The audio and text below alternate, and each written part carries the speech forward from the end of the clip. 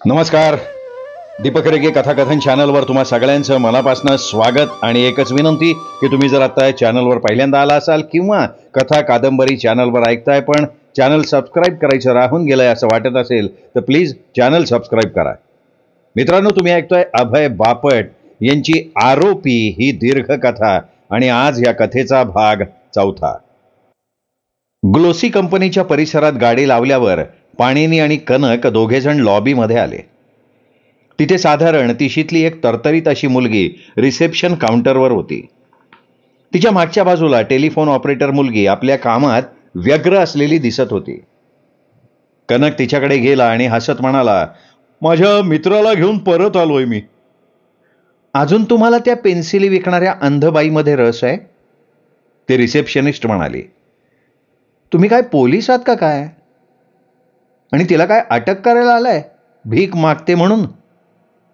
नाही, आम्हाला फार उत्सुकता आहे तिच्याबद्दल म्हणून आम्ही आलोय. ते ठीक आहे, पण तुम्ही पोलीस नाही वाटत.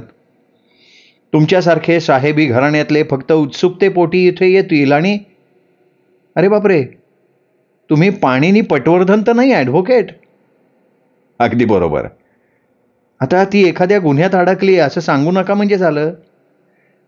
नाही, ती साक्षीदार असू शकते पण ती आहे कुठे? म्हणजे ती नाही येते नेहमीच्या जागी? अर्ध्या तासापूर्वी तर मला दिसली होती ती. रिसेप्शनिस्टनं आश्चर्यानं विचारलं. नाही, आत्ता ती नाही आहे तिथे.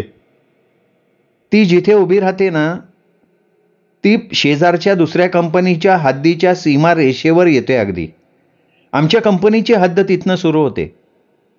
आमच्या मणीसाहेबांनी तिला तिथे उभं राहायला परवानगी दिली आहे. मणी?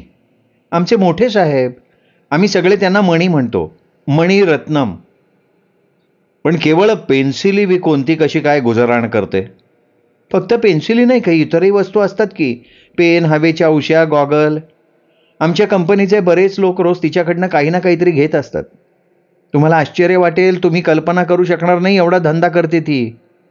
हां, पण रोज टॅक्सीनं येण्याजोगा नाही म्हणा. पण टॅक्सी नसेल तर ती कशी येणार नाही का? अंध असल्यामुळे ती बसनं येणं शक्य नाही. मी तिला एकदा हा प्रश्न विचारला होता तेव्हा ती म्हणाली की आम्हा अंध लोकांना टॅक्सी कमी रेटनं मिळते. किती दिवस झाले तिला इथे यायला लागून? 2 आठवडे तरी झाले असतील. तिच्या पायाकडे तुझं लक्ष गेलंय का? म्हणजे कनक म्हणत होता मला. हो, खरं तर त्या 2 वेगवेगळ्या बायका आहेत. एकीचे पाय नॉर्मल आहेत, दुसरीचे मात्र वेगळे आहेत. म्हणजे डावा पाय साधा आहे पण उजवा पाय फुगीर आहे, म्हणजे अंगठा जाड आहे. तुझ्या कसं लक्षात आलंय? माझं सगळीकडे बारीक लक्ष असतं, म्हणजे मला सवयच आहे ती. आणि हो, मी तुम्हाला खूप माहिती दिली मिस्टर पटवर्धन. आमच्या मणीसाहेबांना हे आवडेल का नाही मला माहीत नाही.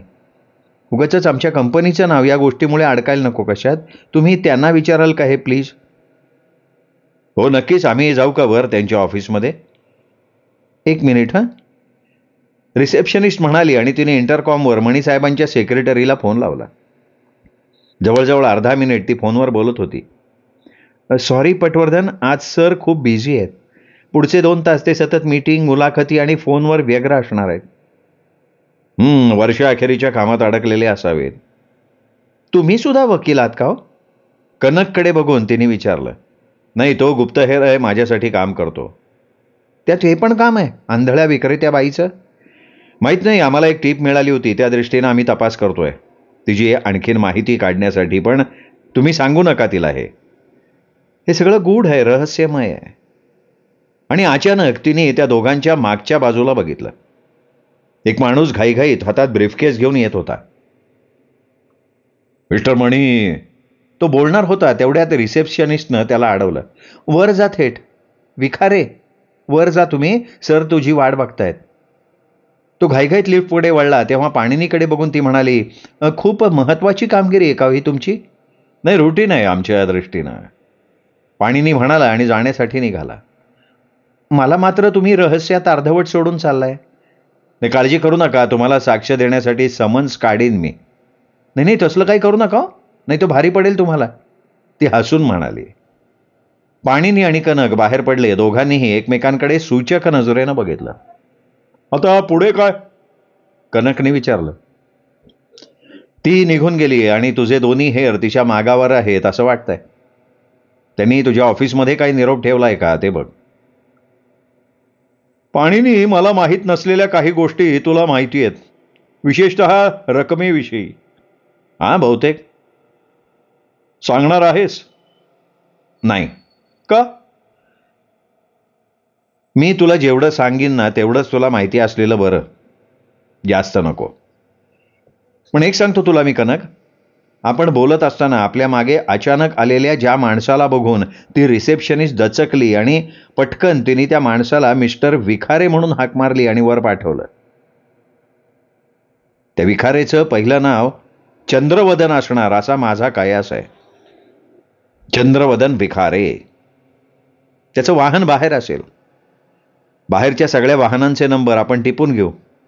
तुझ्या स्त्रोतातनं त्याच्या मालकांपैकी कोणाचं नाव चंद्रवदन विखारे आहे का याचा शोध घे. त्याच्याच बरोबरीनं त्या जाड पायाच्या बाईचा काही तपशील मिळाला का ते पण विचारून घे. पाणीनी म्हणाला. दोघे बाहेर आले.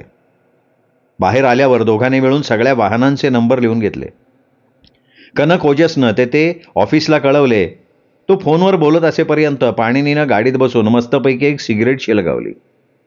कनक फोन करून आला आणि गाडीत बसला. वाहनांच्या मालकांची नावं मिळतील काही वेळानं. माझ्या माणसांनी तुझ्या लाडक्या जाड पायाच्या बाईची सविस्तर माहिती काढली आहे पाणीनी.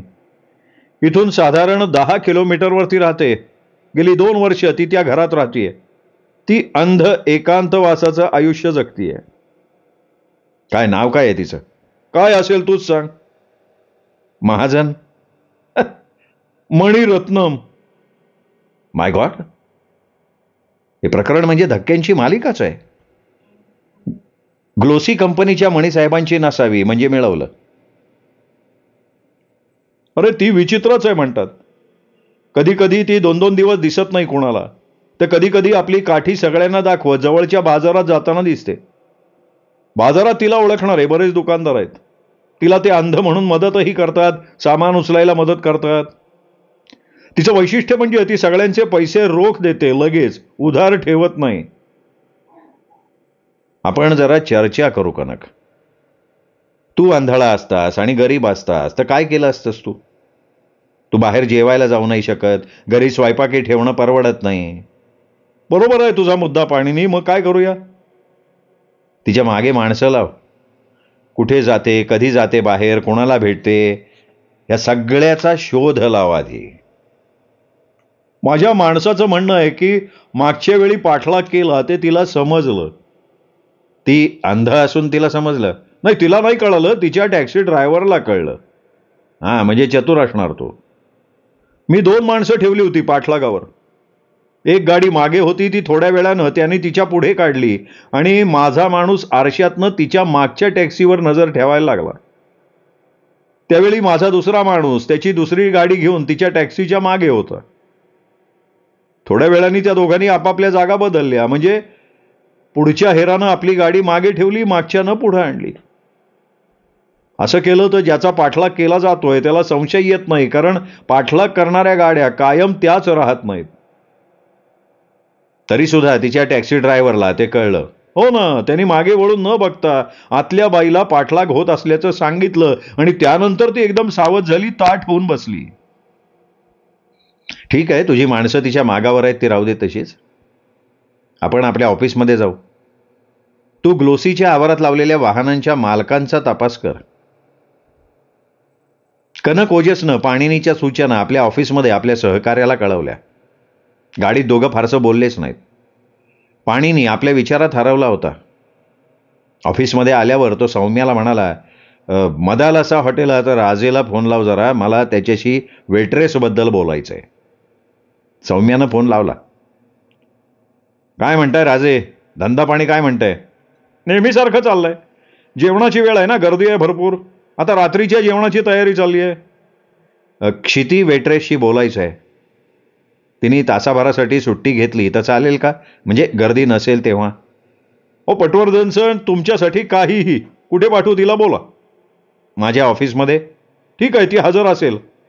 नाही, तुम्हाला खरंच काही प्रॉब्लेम नाही ना? बिलकुल नाही.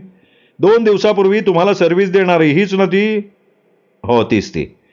तिने तुम्हाला काही प्रस्ताव नाही ना दिला? नाही, मीच तिला एक प्रस्ताव दिलाय राजे. मग हरकत नाही, ती येईल. फोन ठेवल्यावर पाणीनी सौम्याला म्हणाला, बुटाबद्दल खात्री आहे ना तुझी? 100%.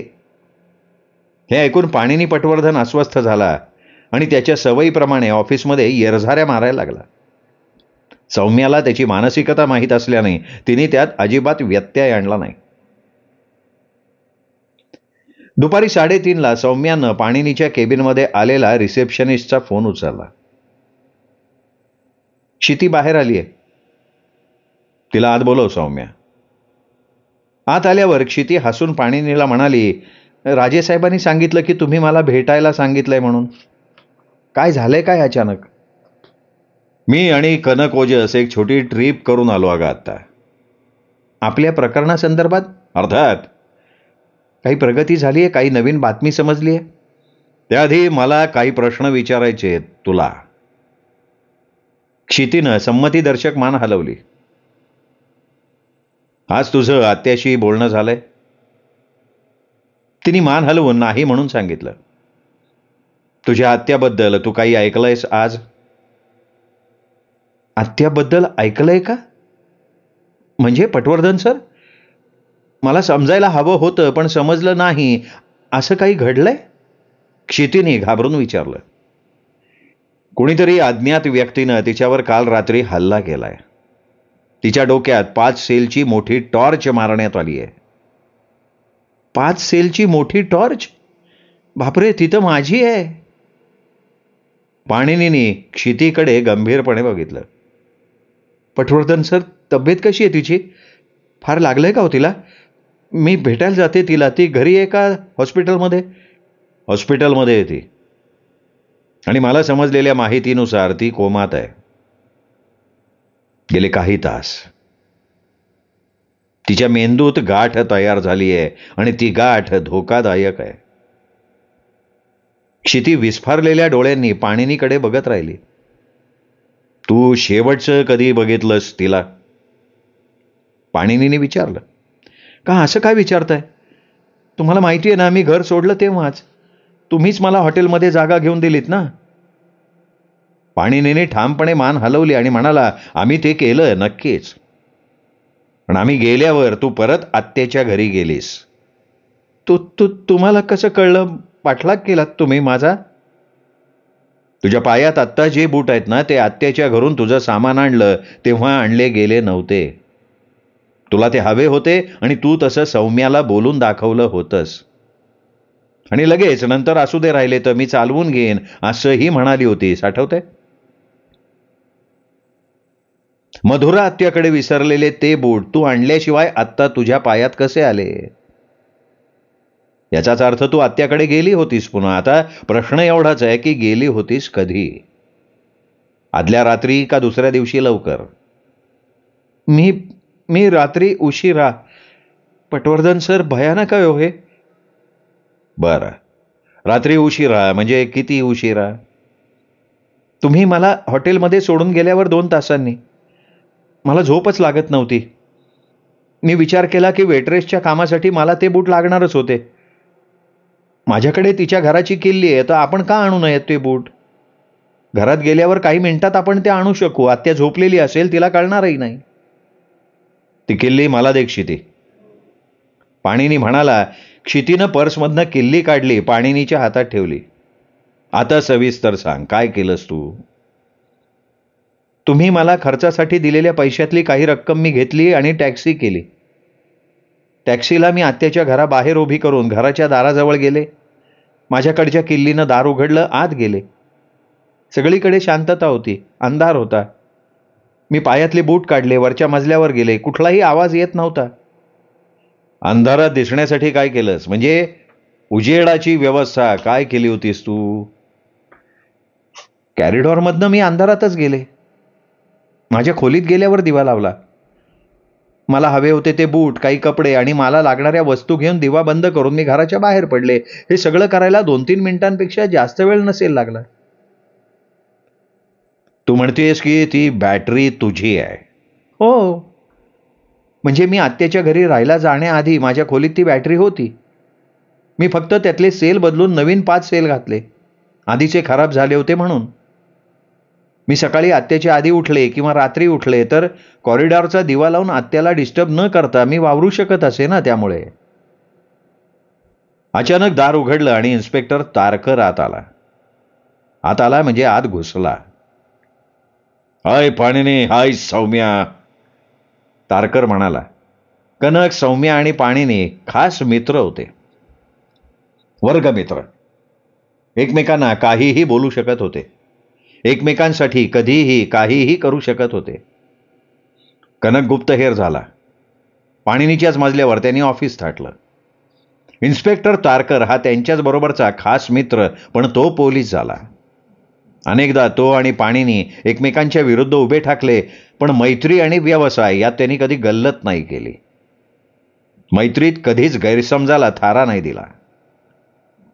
माफ कर बाबा पाणिनी, असा एकदम आत घुसलो तुझ्या ऑफिसच्या फॉर्मॅलिटी न पाळता. काय पाणिनी, आम्हाला पगार मिळतो तो तुमच्यासारख्या टॅक्स भरणाऱ्या अनेक सज्जन माणसांच्या उत्पन्नामुळे. आता तुम्हा लोकांची अशी अपेक्षा नसणारच ना की तारकरनी आपल्या गुन्हेगारांना पकडण्यासाठी एखाद्याच्या ऑफिसच्या बाहेर थांबावं आणि थंड एअर कंडिशनची हवा खात बसावं. दरम्यान गुन्हेगाराच्या वकिलाला आपल्या आशिलाला पडवून ठेवण्यासाठी वेळही द्यावा. पाणिनी त्याच्या बडबडीकडे बघत राहिला. तर मग पाणिनी, नमनाला घडाभर तेल आणखीन वाया न घालवता सांगतो की तुझ्या आशिलाला, या क्षितीला पकडण्यासाठी माझ्याकडे वॉरंट आहे. आणि मी क्षिती आलुरकर तुम्हाला सांगू इच्छितो की तुला अटक करायला मी इथे आलोय. तू कोणतंही विधान करायची गरज आहे असं नाही, पण जर काही बोललीस तर त्याचा वापर आम्ही तुझ्या विरुद्ध करू शकतो. तू तुझ्या वतीनं वकील नेमू शकतेस. तिच्या विरुद्धच्या आरोपाचं स्वरूप काय आहे? पाणिनीने विचारलं.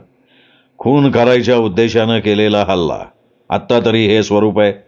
ते पुढे खुनाचा आरोप असं बदलू शकतं. तारकरकडे क्षिती विस्फारलेल्या नजरेनं बघत राहिली. मधुरा महाजनची तब्येत अजून खालावली आहे पाणिनी, शेवटच्या घटकामोस्ती येते. मी पण, क्षिती बोलायचा प्रयत्न करत म्हणाली. हे बघ, तू काही बोलणार नाहीयेस. त्याच्या कुठल्याही प्रश्नाला तू उत्तर देऊ नकोस. अपवाद फक्त मी सांगीन तेव्हा.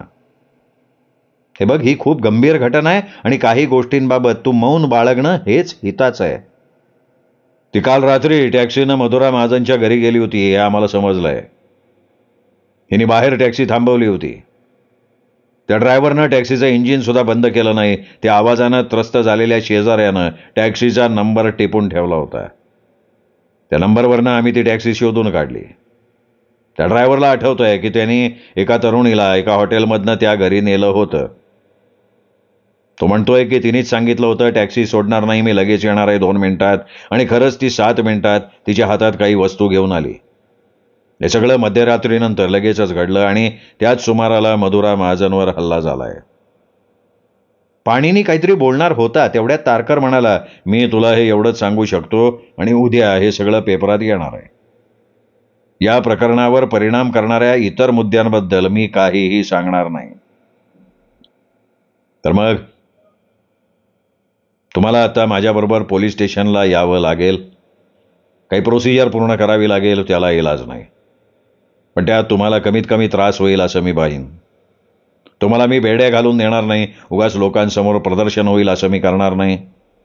पण काय ना, पोलीस स्टेशनमध्ये पत्रकार येतील, त्यांच्यासमोर कसं वाग याचा तुला सल्ला देतो. तुझा चेहरा लपवू नकोस. बिनधास्तपणे त्यांच्या नजरेला नजर दे. ताठ मानेनं वाग. तुझा वकील या नात्यानं पाणिनी सुद्धा हाच सल्ला देईल तुला. बरोबर आहे का नाही पाणिनी? हा, मी आणखीन एक सल्ला देईन. मगाशी सांगितल्यानुसार एकही शब्द बोलू नकोस.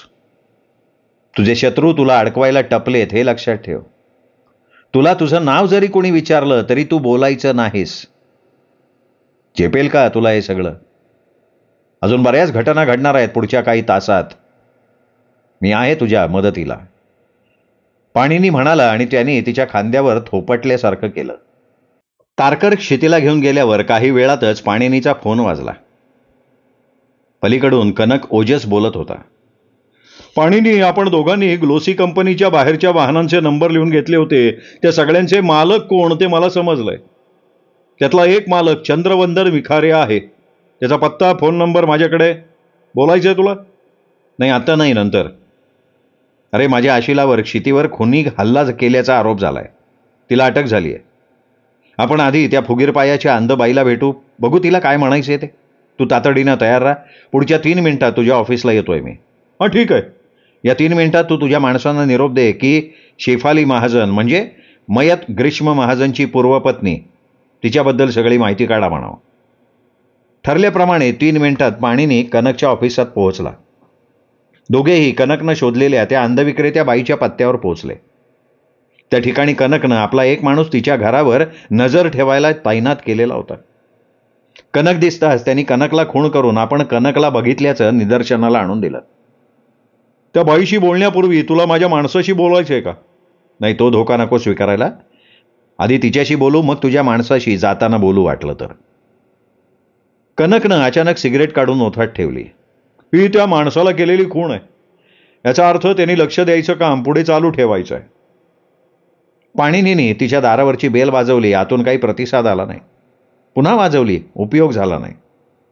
चल, तुझ्या माणसाशी बोलूयात, पाणीनी म्हणाला आणि ते दोघेही कनकच्या हेराच्या गाडीपाशी आले. ती बाहेर नाही ना गेलेली? पाणीनीने त्या हेराला विचारलं. नाही, मी तिच्यावर नजर ठेवायला सुरुवात केल्यापासून तरी नाही. तिच्याकडे कोणी आलं आणि आत गेलं? नाही हो, कोणी नाही.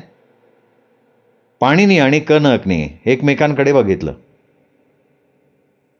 ती बाहेरच्या विक्रेत्यांना वगैरे फारशी किंमत देत नसावी, त्यामुळे दार उघडत नसावी. शेवटी ती मधुरा महाजन बरोबर काम करते आणि मधुरावर हल्ला झालाय. हिला सुद्धा धोका असू शकतो. पोलिसांना कळवायचं का? नाही, अगदी शेवटी गरज वाटली तर पाहू. मला जरा आत जाऊन बघायचं आहे, तिच्याशी बोलायचं आहे. अर्थात ती जिवंत असेल तर. पोलीस येण्यापूर्वी मला तिथल्या गोष्टी नजरेखालून घालायच्या आहेत. अरे, हे सगळं धोकादायक आहे पाणीनी. हां, मी बऱ्याच वेळा धोकादायक गोष्टीच करतो कनक, पाणीनी म्हणाला आणि पुन्हा तिच्या अपार्टमेंटच्या दिशेनं निघाला. त्यांनी पुन्हा दारावरची बेल वाजवली. दाराजवळ बोलायचा आणि ऐकायचा स्पीकर आहे. तिला वाटलं तर त्यातून बोलू शकते ती, किंवा दाराजवळ येऊन दारावरची छोटी खिडकी उघडून बोलू शकते. तू सांगतोस त्यापैकी काहीही न करता ती आतच गप्प बसून राहू शकते पाणीनी. तू आंधळा असतास आणि एकटा राहत असतास तर काय केलं असतंस? तेच केलं असतं. अचानक पाणीनी दाराबाहेरून जोरात ओरडला. मिसेस मणिरत्नम, आम्हाला तुमच्याशी महत्वाचं बोलायचं आहे. दाराच्या आतून काहीही हालचाल जाणवली नाही, पण खालच्या मजल्यावरची बाई दार उघडून बाहेर आली. काय गडबड चालली आहे इथे? केवढ्या मोठ्यानं हाका मारताय तुम्ही? मी मिसेस गोखले, इथली मॅनेजर आहे. काय हवंय तुम्हाला? आम्हाला मिसेस मणिरत्नमशी बोलायचं आहे, खूप महत्वाचं. कोणाच्या दृष्टीनं महत्वाचं? दोघांच्याही. तुम्ही कोण? मी वकील आहे, पटवर्धन आडनाव माझं.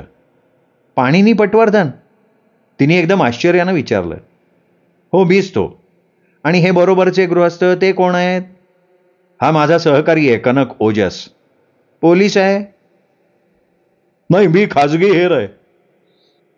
मगापासनं बघतीये मी, तुम्ही सारखं गूढपणे वागताय. तुम्ही खाली असताना सारखे इकडून तिकडे फिरत होतात, त्या गाडीतल्या माणसाकडे जात होतात. कोण आहे तो गाडीतला माणूस? तो माझा सहकारी आहे. हे बघा, आम्हाला वाटतंय की मिसेस मणिरत्नमना धोका आहे. आम्ही त्यांना सावध करायला आलोय. अहो, आंधळी बाई आहे ती. तिचं आयुष्य आधीच खडतर आहे. त्यात अजून कसला धोका असणार आहे तिला? त्यातून तुम्हाला धोका वाटत असेल तर जा पोलिसांच्याकडे. हे बघा, आम्ही तिला मदत करू शकतो. आम्ही तिच्या रक्षणाला इथे एक माणूस ठेवू शकतो. हो, आणि त्याचा खर्च कोणी करायचा? आम्ही करू ना. अच्छा, ती विचारात पडत म्हणाली. इतरांना मोहात पाडणारं आपलं हास्य चेहऱ्यावर आणत पाणीनीनं विचारलं. तिला शोधायचं कसं? तुम्ही मदत करा किंवा सुचवा. मी करते तिच्याशी संपर्क. तुमच्याकडे किल्ली आहे तिची? मला गरज नाही किल्लीची. मी थेट फोनवर बोलीन तिच्याशी. तिच्या घरी लँडलाईन फोन आहे, पण तो डिरेक्टरीमध्ये नाही आहे. तो अनलिस्टेड आहे. फक्त मला माहिती आहे तो. तुम्ही इथे उभे राहा, मी आज जाऊन फोन करून येते. ती जवळजवळ 3-4 मिनिटं आतमध्येच गेली. बाहेर येत ती म्हणाली, सॉरी हा, मिसेस मणिरत्नम उचलत नाहीयेत फोन. अहो, दारावरच्या बेलला सुद्धा त्यांनी प्रतिसाद नाही दिला. हे नेहमीच आहे हो तिचं, त्यात वेगळं काय नाही. पण फोन उचलत नाही असं नाही होत कधी.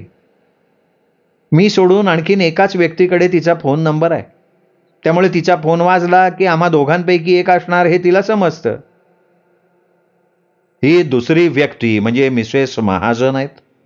महाजन महाजन महाजन हो, नाव ऐकल्यासारखं वाटतंय बहुतेक तिच्याच तोंडून. तिचं नाव मधुरा तर नसेल ना? पाणिनीने मान डोलवली. हां, म्हणजे तिच्या तोंडून मधुरा हे नाव ऐकलंय, पण मधुराचं आडनाव महाजनच आहे का दुसरी कोणी मधुरा आहे हे मला माहीत नाही. बरं, ते काही असो, ती फोन घेत नाही हे मात्र खरं. मग काहीतरी गडबड आहे, कारण ती घरातच आहे. तुम्हाला काय माहिती? बाहेर गाडीत जो आमचा माणूस बसलाय ना, तो गेले कित्येक तास या घरावर नजर ठेवून आहे. म्हणजे तिला काही धोका नाही आहे ना हे बघण्यासाठी. कसला धोका? मोकळेपणानं सांगायचं तर मला माहिती नाहीये, पण कोणाला तरी तिच्या घरी असणारी काहीतरी वस्तू हवी आहे आणि त्यासाठी ती व्यक्ती तिचं घर फोडू शकते. मिसेस गोखलेनं गंभीरपणे विचार केला. तसं असेल तर माझ्याकडच्या किल्लीनं मी दार उघडते, तुम्ही थांबा इथे. नाही, आम्ही पण तुमच्याबरोबर आत येतो. काही विचित्र घडलं असेल तर तुम्हाला साक्षीदार म्हणून आमचा उपयोग होईल. कशाला हो साक्षीदार? अहो, तुम्हाला काही आत आढळलं तर? ठीक आहे, या आत, पण हात लावू नका बाई कशाला, आणि कशावरही टीका करू नका.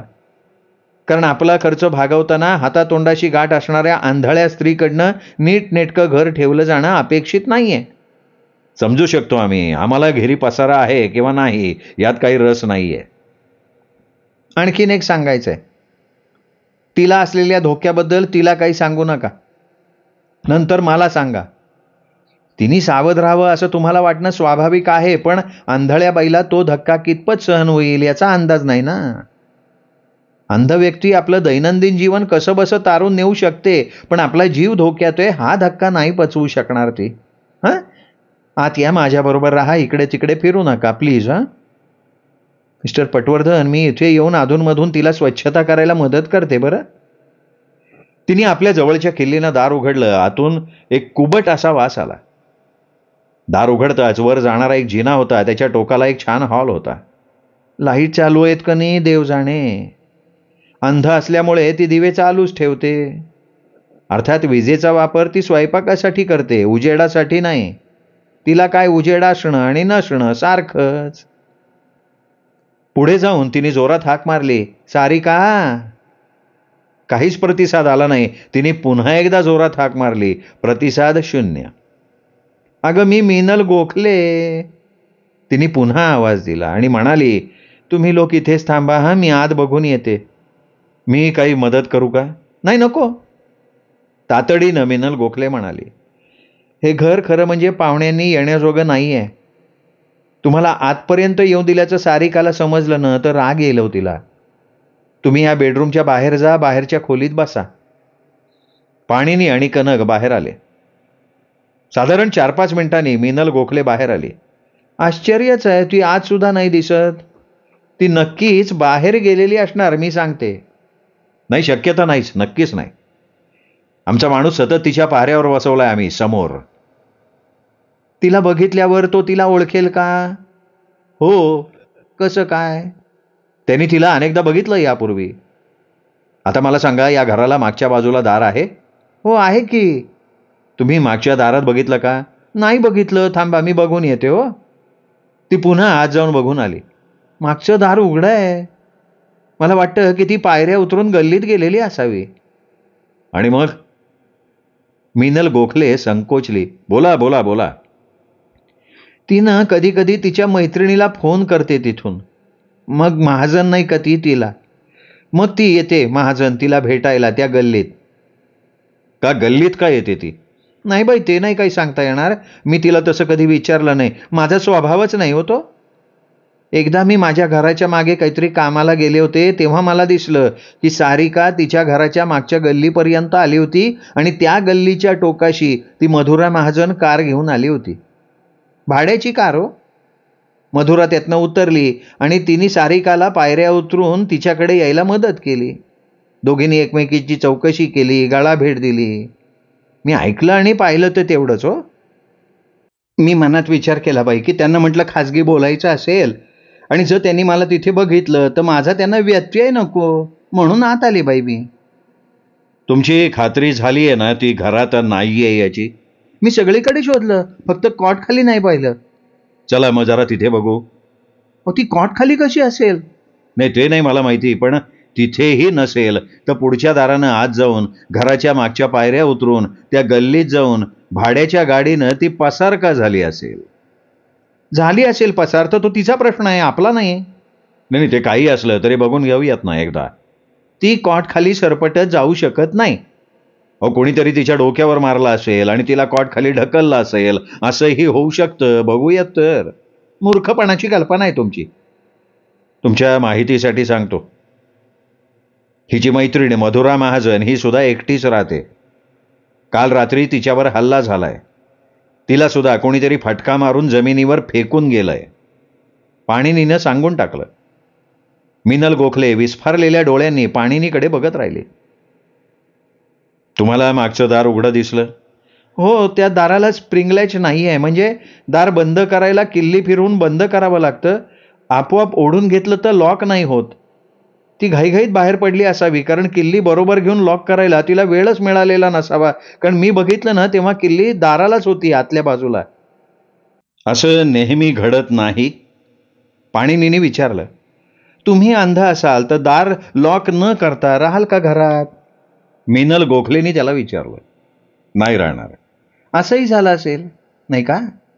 नाही, मी काय म्हणतो की तिच्या परिचित अशा कोणीतरी महत्वाचं काम आहे असं भासून तिला घाईघाईत बाहेर काढलं असेल. कनक म्हणाला. तिला अनोळखी सुद्धा असू शकतो तो. तिसऱ्या मजल्यावरचा फ्लॅट कोणाचा आहे? नाही, सध्या तो रिकामाच आहे. आपल्याला बघायला हरकत नाही ना तो? हरकत नाही, पण आपल्याला पुन्हा पुढच्या बाजूला जाऊन 2 मजले चढून वर जावं लागेल. नजरे खालून घालायचा आहे मला, मोकळाच आहे ना, म्हणजे फर्निचर नसलेला. मला फक्त त्याची रचना बघायची आहे. या फ्लॅट सारखाच प्लॅन असेल ना त्याचा? हो, चला की. तिने दार उघडलं. पाणिनी आणि कनक बाहेर आल्यावर ते लावून घेतलं. वर जाणाऱ्या जिन्याला असलेलं दार आपल्या जवळच्या किल्लीनं उघडलं आणि त्यांना वर घेऊन गेली. जिन्याच्या वरच्या टोकाशी असलेल्या दारात किल्ली अडकवून ते उघडलं. दोघांना घेऊन आत गेली. दोघांनी आत नजर मारली आणि तिच्याकडे बघितलं. थँक्स, आम्ही आता निघतो. जर सारिका मणिरत्नम आली तर कनक ओजसच्या ऑफिसमध्ये कळवाल का प्लीज? मी असलं काही करणार नाही हो. माझ्या भाडेकरूंच्या खाजगी आयुष्यात मी नाही डोकवत. नाही तसं नाही मला म्हणायचं. ती बाई अंध आहे. तिला कनकचं व्हिजिटिंग कार्ड देणं आणि फोन करायला सांगणं, नाही का? बरोबर आहे तुमचं म्हणणं. ती आली की मी तुमचा नंबर सांगेन आणि फोन कर म्हणून निरोप देईन. तिला लक्षात राहील का नंबर? लक्षात राहील? अहो, तुम्हाला तिच्या स्मरणशक्तीची कल्पना नाही. एक आठवडा तिला सांगितलेले नंबर लक्षात असतात. ठीक आहे, मग आता आम्ही निर्धास्तपणे निरोप घेतो तुमचा. पण मी तिला हे सांगून घाबरवणार नाही की तिच्या जीवाला धोका आहे. नाही तसं करू नका. तुम्ही खरंच खूप सहकार्य केलं आम्हाला. आभार तर मी मानले पाहिजेत तुमचे सारिकाच्या वतीने. पण मी जरा वाट बघते, मला तिच्याकडनं आणखीन काही माहिती मिळेपर्यंत. तिला नमस्कार करून दोघे गाडीजवळ आले. आता पुढं काय? तिच्या बाबतीत काहीतरी झालंय नक्की, किंवा ती मोठा गेम खेळतीये. पुढची हालचाल काय असणार आपली पाणिनी? तुझी 2 माणसं हवी आहेत मला, पुढच्या दारावर नजर ठेवायला आणि मागच्या सुद्धा. ती आल्या आम्हाला कळवायचं त्याने. ठीक आहे. आपण वरच्या मजल्यावर तपास घेत होतो तेव्हा खिडकीवर लिहिलेला अनलिस्टेड नंबर मला दिसला. मी लिहून घेतलाय तो. अरे क्या बात आहे, मलाही दिसला, मीही लिहून घेतलाय. बरं झालं आपल्या दोघांकडे येतो आहे. ती आली की आपण त्या नंबरवर फोन करू, मुलाखत घेऊ तिची. तिला असलेल्या धोक्याची तिला जाणीव करून देऊ. त्या 2 अंध बायकांबाबत मात्र आपण पोलिसांच्या पुढे आहोत. ती जाड पायाची अंध स्त्री सारिका मणिरत्नम, तिला धोका असेल तर कोणीतरी तिला भेटायला तिच्या घरी येणारच. पाणिनी कनकला म्हणाला. जर तो माणूस आधी तिच्या घरी लपून बसला नसेल आणि त्यांनीच तिला मागच्या दारातून पळवून नेलं नसेल तर? ती एक शक्यता आहेच. पण प्रश्न असा आहे की त्यांनी असं का केलं असेल? तेही बरोबर आहे तू म्हणतोस ते पाणीनी. त्यांना जर तिला मारायचं असतं तर तिला तिच्या घरातच ते करून टाकलं असतं ना. तीच गोष्ट मधुरा महाजनची. मारेकरी तिला मारून टाकू शकत होता, त्याऐवजी तिला टॉर्चचा फटका का मारला असेल, आणि तोही एकच? तुझ्या मनात आता ठोस काहीतरी आहे असं वाटतंय. तिला टॉर्चचा फटका मारला याचं कारण टॉर्च हे मारेकऱ्याला सहज हाताला लागलेलं हत्यार असणार. त्याने काहीतरी शोधायला टॉर्च हातात घेतलेली असावी आणि त्याच वेळी मधुराकडनं तो रंगे हात पकडला गेला असणार. मग स्वतःची सुटका करून घेण्यासाठी त्याने टॉर्चचा फटका तिला मारला, स्वतःची सुटका करून घेतली. याचा अर्थ मधुरा महाजन हे त्याचं लक्ष नव्हतं, त्याला दुसरंच काहीतरी हवं होतं. आता सारिका मणिरत्नमचं अपहरण झालंय याचा अर्थ कोणाला तरी तिच्या घरातलं काहीतरी शोधायचंय, आणि ते करत असताना त्याला कोणाचा अडथळा नकोय. कनक, मला आज रात्री तुझी 2 माणसं सारिकाच्या घरापाशी हवीच आहेत. जर कोणी आला तिथे काहीतरी शोधायला तर त्याला मी रंगे हात पकडू इच्छितो. नंतर आपण त्याची मुलाखत घेऊ. ओके?